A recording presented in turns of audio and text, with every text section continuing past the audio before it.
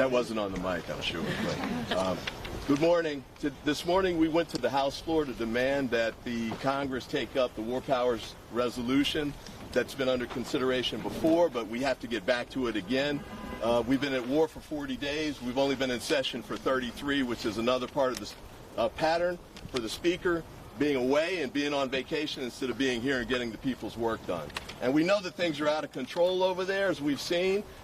We've had problems with the Strait of Hormuz. We're falling behind on where we should be. In fact, Iran's in a better place with respect to the Strait than they were before this war started.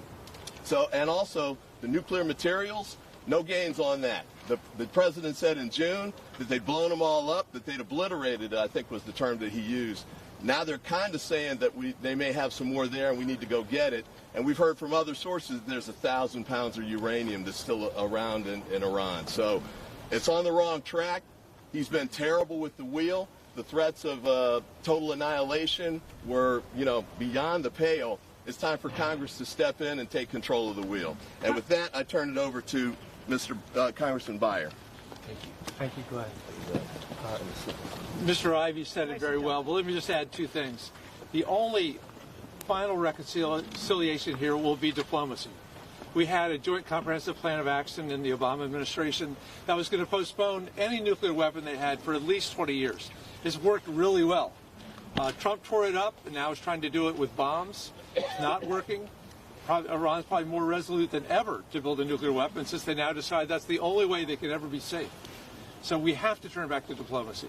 It's also essential that everyone respect the ceasefire, and that includes Israel's activities in Lebanon and Beirut, where they're bombing downtown Beirut. Let me also just say, the Constitution is very clear that the power to declare war rests with the Congress of the United States. That's what we tried to do this morning. The pro forma Speaker ignored us, which is a tragedy, but we will keep fighting. With that, let me turn it over to the distinguished member of Congress from Philadelphia, Mary Gates Hanlon. Thank you, John. Look, for decades there's been agreement across administrations that while Iran is a threat, it is a threat that must be dealt with through diplomacy, not war. This administration has ignored that consensus and engaged in a war of choice that is a disaster. And then, earlier this week, the president threatened literal war crimes. So Americans of conscience across the political spectrum were immediately concerned and questioned his judgment, his morality, and his competence. Our offices, all of our offices, have received hundreds of calls from concerned constituents demanding that Congress reconvene and address this threat through a War Powers resolution and further action to rein in an out-of-control president. We have attempted to do that today. We urge our Republican colleagues to grow a spine, have the courage to do the right thing. Thank you. I will now introduce my colleague from Pennsylvania, Madeline Dean. Thank you, Representative, and I'm delighted to be here with my colleagues. Democrats are here on the Hill saying to the Congress, saying to the Speaker of the House, have us back in session so that we would live up to our constitutional responsibility. Article 1, Section 8. It is Congress who can declare war. It is not a self-serving president who is guided by Mr. Netanyahu for his own purposes. You know, the president was hired to do two things: to keep us safe and to reduce costs for everyday Americans. He's failed spectacularly at both by his own actions, not by economic factors out of his control, by his own actions. Look at us now in a war of his choosing, egged on by Mr. Netanyahu for his purposes. A war that has proved deadly to 13 members of the American military. Heroes who said, yes, we will do whatever it takes to serve our country. Selflessly gave of themselves, gave the ultimate sacrifice. Hundreds of others are injured and buried, thousands of innocents in the rubble. All of this, a 40-day war, and as my colleague, Mr. Ivey just said, think about this, folks. The Speaker has had us in session for 33 days, this Congress. 33 days. We are not operating as the Article 1 power that we must be. The Speaker must live up to his constitutional responsibilities. Call us back in. consider the War Powers Resolution. Let the American people and their representatives in Congress weigh in. The words and actions of this president have proved that he is unhinged and unwell, and has been for some time. Over the weekend, we read and heard the president's Easter morning tweet of profanity, blasphemy, danger, and the following day, his threat to eliminate an entire civilization. Pause there. These are not normal times, America. When will my Republican colleagues stand up in the House, in the Senate, the Vice President, the cabinet secretaries who surround this madman? When will they grow a spine? When will they say, stop? We've been taken to an even darker corner of his addled mind than one that we witnessed this week, as children in Iran and around the globe sat in fear, worrying if a president of the United States would blow up an entire civilization, Iran. How much farther into the dark corners of this president's mind must we go before leaders stand up? Before leaders stand up for the children who are terrified here and around the globe by the president's words and actions. We must consider the War Powers Resolution. And now it is my privilege to turn this over to my colleague and friend from California, Sarah Jacobs. Thank you, and thank you all for being here. I represent San Diego, the biggest military community in the country. And the things that our president is asking of our service members are unconscionable. To sacrifice their lives with no strategy, no plan. It is not the president's community that is being asked to go over there and suffer the consequences of his decisions. It's mine. And I can tell you, I've heard from so many military families who are so concerned about what their loved ones are potentially being asked to do. Imagine if you're a service member thinking what you might do if you're given the order to destroy a civilization, okay? This is the position that we are putting our service members in, who are required by law to not follow an unlawful order. We cannot excuse what the president said as a negotiating tactic. Threatening genocide is not a negotiating tactic. It is important that even though we were able to get this ceasefire, which I pray holds, that we hold this president accountable for what he threatened. Because threatening genocide is not just against international law, it's against our federal law too, and it is our job as Congress to stand up. This president cannot be trusted to police himself. He does not recognize any red lines. Not $200 billion, not 13 service members lost, not thousands of civilians, not genocide. The only thing that will put a check on him is us in Congress doing our job, standing up and saying not one more cent. Standing up and saying you do not have the authorization to do this. Stand up and saying that this is not okay. And every American of conscience from across the political spectrum is and should be disgusted by the fact that we even have to stand here talking about the fact that the United States president threatened to commit genocide against an entire civilization. That is not right. That is not okay. That is not something that we all should be dealing with. We need to end this war, and not just the war between the U.S. and Iran. We need to end the broader war and make sure that thousands of civilians in Lebanon are not being bombed constantly. We need to end this war with a real, durable, diplomatic solution, and that will only happen if our Republican colleagues get back here, stand up to this president, put a real check on his power like the Constitution demands us to do, and demand that he does not spend another cent, that he does not send another service member into harm's way. With that, I will turn it over to my colleague from Virginia, Representative Super Nyman. Thank you. The American people deserve to have their voices heard, and what they want right now is for us to be back in session. They want Congress to do its job, and it also means having a War Powers Resolution vote to end this war, and making sure we end this DHS shutdown as well that continues to hurt us, and making sure that we do things to lower costs of the American people, not raise costs. But that's what's been happening under this Republican majority. So for the Republican majority, if you're watching this, get us back to work, get us back in session. Let's have a vote on the Senate plan to end the DHS shutdown. Let's have a vote to end this war, because this ceasefire is a joke. This war should never have happened in the first place, and Congress deserves a say, and the American people deserve a say. I'm going to hand it over to James Walkinshaw from Virginia. Thank you, Suhas. We're here today and went to the House floor to try to force an end to Donald Trump's dangerous, reckless, unauthorized war in Iran. And I think it's important to remind ourselves that the American people are paying the price for this war as we speak. 13 brave service members who lost their lives have paid the ultimate price. American taxpayers paying billions of dollars a day as the war rages and the bombs fall.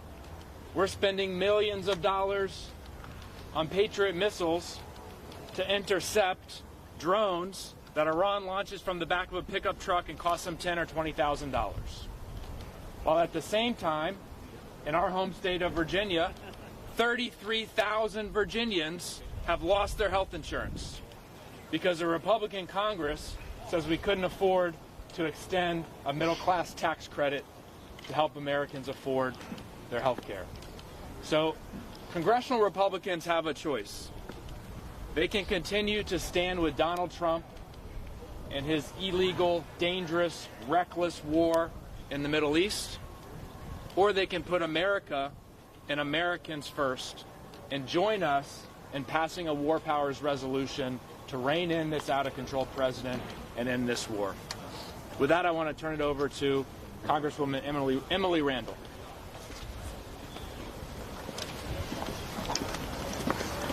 Thank you. I am proud to stand here with my colleagues here in Washington, D.C., where we should be, where our constituents want us to be. Our phones in our office, like I'm sure all of my colleagues, have been ringing off the hook from neighbors who want to see an end to this war, who are worried about the strength of our Constitution, who are terrified that this president is going to cause us more and more and more danger and damage. It's not okay. It's not okay that we are out of session while a president is threatening genocide.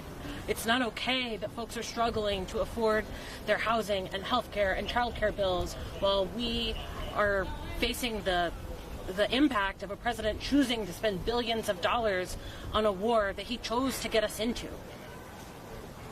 None of this is okay. None of this is normal. And our constituents across the country deserve us to act. They deserve to see action from Congress. We are here ready to take action to pass a war powers resolution to end this war. We need our Republican colleagues to show up too. We need Speaker Johnson to call us into session. And barring that, I'm calling on my Republican colleagues to show up on their own, to come here and join us and demand action, because the American people deserve it. Thank you. Now we'll take questions from the. Sorry. Okay. All right. Thank you, Mr. Ivey. Thank you, everybody. Quick question, Representative Dean. You led the second impeachment. You were part of the second impeachment of President Trump.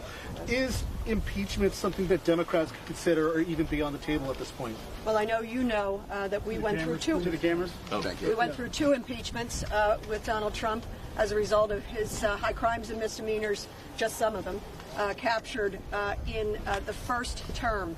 As you all know, we are in the minority.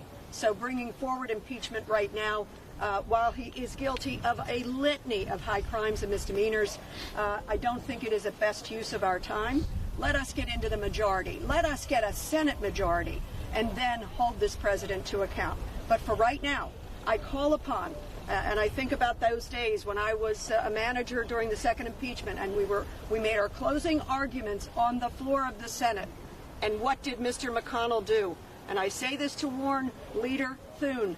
You do not want to be in the same position that Mitch McConnell is in for all of history, voting not to convict the president for his high crimes and misdemeanors of inciting an insurrection at this very place where Capitol Police officers were beaten, more than 5 lost their lives. You do not want to be in that same place, Mr. Thune, to wave a flag and allow the president to continue this.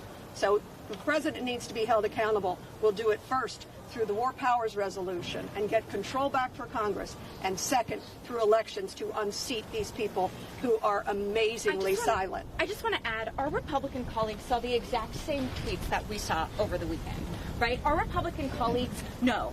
They know that threatening genocide is not acceptable. I urge them to come back, and all options should be on the table.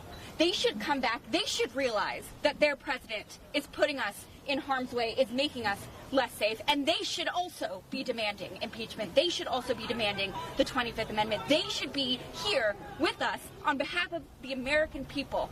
This is not a partisan issue. Threatening genocide is not a partisan issue. I guarantee you, if it was a Democratic president who threatened genocide, we would all be standing here too saying the exact same thing. Because this is not about right versus left. This is about what is right for our country. And so don't ask us about impeachment. Ask the majority. The majority who should be standing up for the American people. Congresswoman, just to follow up on what you're saying, are you saying that if Democrats do win the majority, impeachment is something that would be on the table? Obviously, I'll be talking with our leadership about that. But it is a constitutional provision to rein in an unscrupulous, thoughtless president. Have we ever seen a more unscrupulous, thoughtless president? I mean, there is literally a list of high crimes and misdemeanors that he has committed. And I want to echo what Sarah just said. Where are the Republicans? Why are they silent? The profane tweet on Easter Sunday. Where are they? The saying by 8 p.m., I will end a civilization. Where are they? If that's not high crimes and misdemeanors, and if it's not madness, I don't know what is. So, of course, we will never give up our constitutional duties around holding a president to account, impeachment. But I will be guided by our leadership at the right time when to do it. Other questions? This weekend, we're on the topic of the ceasefire. This weekend, the president has deputized Vice President J.D. Vance and a couple of other advisors to head to Pakistan to participate in these negotiations. Do you all have confidence in that group of people that are headed to lead the United States in negotiations? No. Look, I'm glad that he's at least sending someone actually from the administration instead of two people that have heretofore been freelancing on his behalf, his son-in-law and a real estate executive that has no diplomatic experience. So at least he's sending someone from the administration, and I'm hopeful that Vice President Vance will be relying on the expertise in the State Department and other parts of the U.S. government to actually be able to get a real serious negotiation going. I'll say this. I mean, the 10 points that the Iranians gave us that the president said were workable, we can work with this, I was shocked when I actually saw what those 10 points were, because I don't think any of them are acceptable. So he's dug a hole for himself and for the United States. He's trying to find any way out that he possibly can, but we got to make sure that whatever he does, we need to take the wheel back from him and make sure that the interests of the United States are held up and not just him covering his behind. Are you at all confident that Republicans would join in a war powers resolution? They should. Well, you know, look, we need a couple of votes to get a discharge petition to get this out. I think we've got something coming up in the very near future. I think there's a goal. I don't know if it's going to turn into the Epstein files kind of discharge petition. We don't need a discharge petition for war powers. Okay. War powers is a privilege resolution. We plan on calling the privilege next week when we're back, and I'm hopeful that the vast majority of our Republican colleagues will be voting with us to end this ridiculous, illegal, unsafe war that does not put the U.S. in any safer. And a couple of the House Republicans, like Moran from Texas, came out against what the president was saying. So we only need a couple of votes to get there, and there's some that may be in place. We may be able to get it done. Every Republican should say, yes, we need to argue this on the floor of the House and vote up or down. I think it will be a strong down. Congressman Ivey, going back to your point about the 10 points resolution and that some parts of the Trump administration might agree to, what are the points of that 10-point plan that the Democrats would not agree to? Well, I get just off the top of my head, the whole Strait of Hormuz piece, where he's talking about, at this point, he said something about doing a joint venture with Iran to charge tolls for people to go through there. Now, 60 days ago, nobody had to pay anything to go through there. Now he's allowed the Iranians to take control of it. It's a bargaining chip for them that they're going to use. And instead of saying, nope, you got to put it back to its free passage again, he's talking about working with them and splitting. That's outrageous. I just think that's crazy. So there's many of them like that. But the key, I think, is to make sure Strait of Hormuz goes back to free passage. And also, whatever it is with respect to the nuclear piece that he said we were going to go in to take care of, remembering that he told us in June that it was already taken care of, clearly that's not the case. We need to make sure that gets locked down at the end of this deal. Do you think that if Trump does approve an agreement, or if he agrees to something with Iran, that it needs congressional approval? Similar to the JCPOA, there has actually been legislation filed about what kind of deals with Iran require congressional approval, and I hope that they will follow that law and come to Congress. Speaking of those 10-point plans, the president's 15-point proposal, etc., are you aware that leadership or any appropriate committees have actually received what specifically those are on paper, and are there requests to, if not? So I sit on both the House Armed Services and the House Foreign Affairs committees, 2 of the 3 committees of jurisdiction, and we have received no information. I don't believe leadership has either. And so I think it's incredibly important that is part of why we are asking Speaker Johnson to call us back into session so that we can have those briefings and get a sense of what has actually been agreed to, what is really going on, what does this ceasefire really look like, and what is the plan and strategy ahead to get to a real durable end to this war, not just in Iran, but in the broader region. Let's do one more. Quickly on, Okay. on DHS funding, if I can ask, obviously DHS is still shut down. The Senate has repassed their plan back over to you all. Do you have any sense, have you had any conversations with your Republican colleagues over the last week since the Senate sent that back to you all about when they might bring that up for a vote in the House to pass that broader DHS It's been bill? total silence from Republicans on voting on the Senate bill that was unanimous. It seems like even the White House is open to supporting. And all they have to do is call a vote on it because it already has the votes. Enough Republicans will already support it. But they just didn't put it on the floor for a vote. It's just they are catering to the most extreme wing of their caucus. And that's the only reason why it hasn't been passed at this point. And in addition to catering to the most extreme wing, you saw the Speaker 2 Fridays ago send us home after a ridiculous 10:30 vote because he wouldn't bring up the Senate unanimously passed deal for DHS funding, which was actually the Democratic proposal. Why did he do that? Sure, he's paying attention to the far right. He also is trying to hold on to his speakership. He knew that if he put that on the floor, there'd be a vote to vacate the chair. The Speaker is showing that he does not care about the American people. He does not care to keep us safe and constitutionally sound, that he cares only to carry the water of this unwell president and to save his own speakership. Do you need a new speaker? Yeah. Oh, yeah. Oh, please, God. Yeah. Yes. Hakeem Jeffries needs to be the Speaker of the A House. speaker. Absolutely. How about an actual speaker like Yeah. Hakeem Jeffries? Let's pray Thank for you. individuals, but thanks everybody. Thank Appreciate you it. very much. Thank you.